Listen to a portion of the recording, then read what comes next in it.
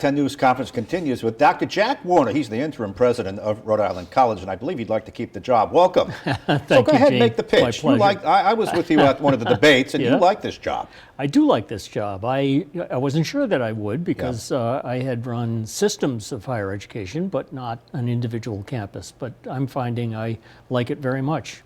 There's a lot of work to do. We're taking on the challenges, and I like it because there's a really tight community there where dedicated faculty and staff like to support our students. Right. Our students need a good deal of support. They come from modest means, but when they get our degree, they go on to do great things.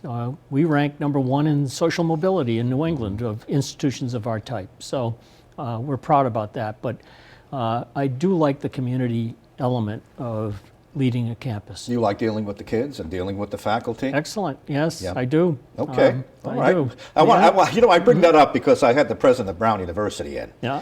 And we were just talking about initiatives, and everybody fights whatever she wants to course. do. I want to build this center. No, you can't build it. I want to do this. I mean, a college president, you have to be more like a diplomat between the faculty and the kids. They fight about everything. Was it Calvin Coolidge who said that, if you think this level of politics is bad, try a higher ed institution. And look what happened to him. Yeah.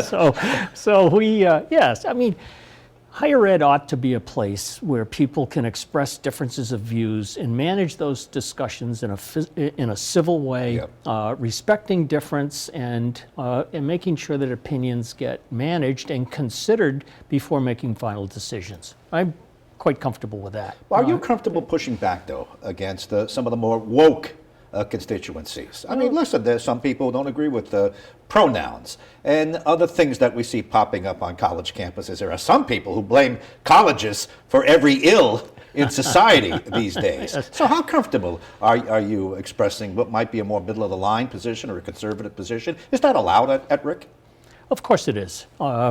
Differences of views are always going to be expressed. My main criterion for managing these things is let's disagree agreeably and let's respect each other as people if we disagree on the issues.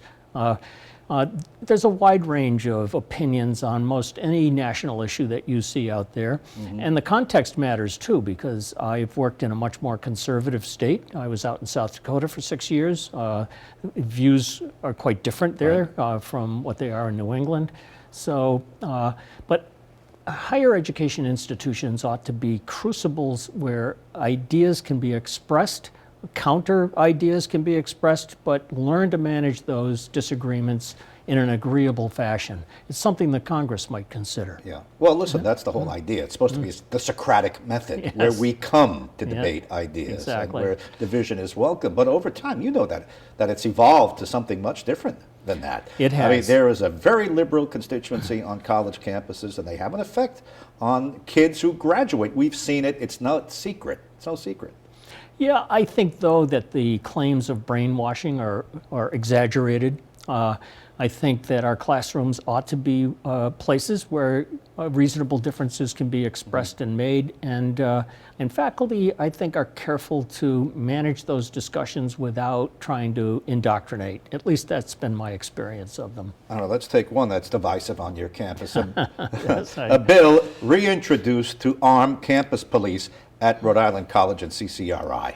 Would you like to see your campus police carrying guns? I think we need to take a stepwise approach to that, which we are doing.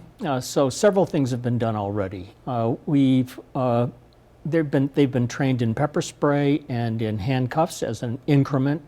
Right. Tasers are another level of non-lethal force that could be explored and is being discussed and explored. And we wanted to be sure that our police force was fully accredited. So it's accredited in Rhode Island and just received the highest level of national accreditation that a police force can get. So we're kind of building the capacity for the discussion and the debate. You see, but this is academia. Yes, of course. The police at URI carry guns. The police at Brown carry guns. Why not arm your police officers for public safety? God forbid you have a shooter up there. Do you want the guy to go after him with pepper spray? Or do you want the cop to come with a gun? No, we need ways to intervene quickly if there is an active shooter. So that's why the discussion should proceed. There's also a pretty serious financial implication to arming campus police. I went through the process some years ago at UMass Dartmouth, so I knew what level of investment we were making. It's several $100,000 if you want to do the job right. So there are cost implications. We also need to have the discussion on campus because people need at least a grudging consensus on whether we move forward in this direction or not. So we have a traffic and safety committee where they'll debate the issue.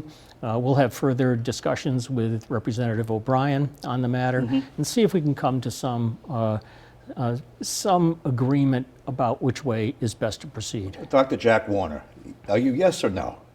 I mean, you've got quite the career in academia. By the way, you also served on the Board of Higher Ed. This is your area. And you've worked at other institutions that have it. At this point, I think I can ask you a fair question. Are you for arming them or not? You personally. You carry a lot of weight there. You're the president. I do. Not yet. Not until further discussions and so on. So, and not until we're convinced that every officer is properly trained and understands. And I don't want it to become a divisive issue on our campus community. So all that's got to be managed. Well, of course, you just said they're accredited, and they would certainly be trained, but you don't want to say yes or no at this point. Not yet. Okay, all right. Fair. Ask and answer, as they say in the courtroom. Now, what about free tuition? You know, CCRI's got free tuition. Yeah. And that hurt your bottom line because kids who might have gone to Rick went to CCRI to ride it out for 2 years. Should we get free tuition at Rick? Yes, and as a matter of fact, our prime legislative priority for this session is to get the Hope Scholarship Bill passed. Senator Pearson and Representative McNamara have both filed Hope Scholarship bills for us. The governor is also interested in it. So we want to reconcile the versions so we make sure that the people, the most people get eligible for it. But that would extend the promise to junior and senior years at Rhode Island College. And interestingly, what we find with our Pell Grant recipients, who are neediest students, is that they start dropping out at higher rates between the second and third year, which is precisely when this would be implemented to give them a tuition break. What I think happens is that students have to work too much, and it starts catching up with them by junior year. So if we can give them a break to ease the pressure on their finances, I think we'll retain more students, graduate them, and make sure then that they contribute to Rhode Island society because 70% of our graduates stay in Rhode Island. All right, so last 2 years would be free provided this passes. You'd still pay the first two, freshman and sophomore year. Now, some critics of this, and there are people who are against it, because I do the radio show, I hear both sides. They said, I paid for school.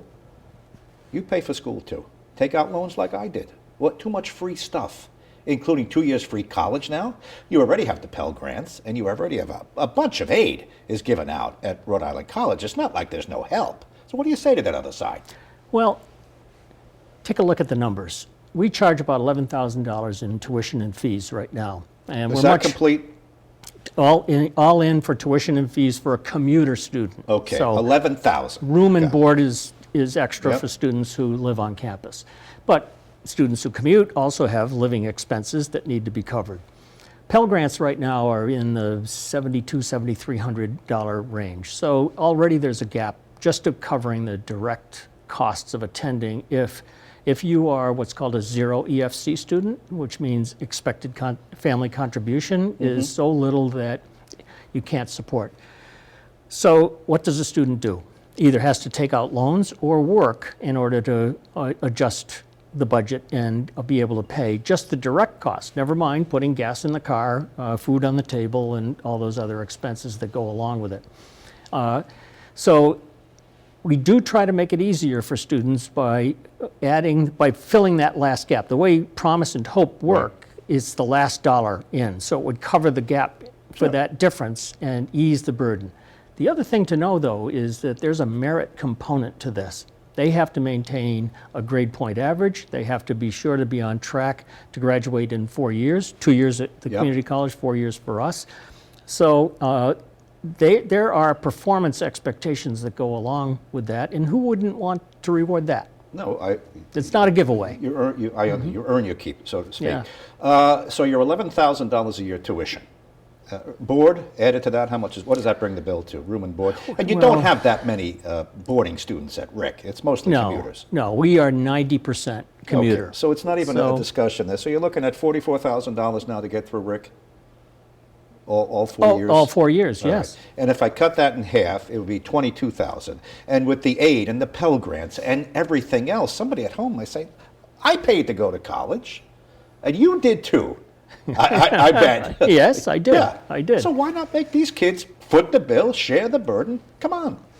Because college costs have escalated significantly over the last 2 decades for several reasons. There's even an index that higher ed uses to measure the inflation that applies to higher ed institutions. And the reason for accelerating costs there is that we employ highly educated people who command more money in the workplace, which is, by the way, the value proposition of a college degree to begin with. You are going to get a return on your investment if you get a college degree. As much as $1 million more over your lifetime earnings. And yes, there is a case to be made that because you'll be earning more money, there's a private benefit. But don't underestimate the public benefit of higher education. Rhode Island does better when a higher percentage of its people have post-secondary degrees of one kind or another. Right. So there's a public reason for this kind of investment because Rhode Island itself, its workforce and its economic development initiatives are going to benefit from having more graduates. And we all know that there is a burden on students, and certainly those who go to the private institutions, $75,000, $80,000 a year. Yes. It's much different than $11,000. Dr. Jack Warner, you'd like the job permanently. I think you have the inside track, and we'll have you back if you succeed. Thanks for coming in now. Well, okay. Yeah, go ahead. Just one thing to clarify. I haven't decided. I'm not prevented from being a candidate. I do like the job, but it's a matter of a domestic discussion before I decide whether I'm going to apply or not. Well, keep me up to date. I will do that. Thanks for coming in. Good luck at Rick.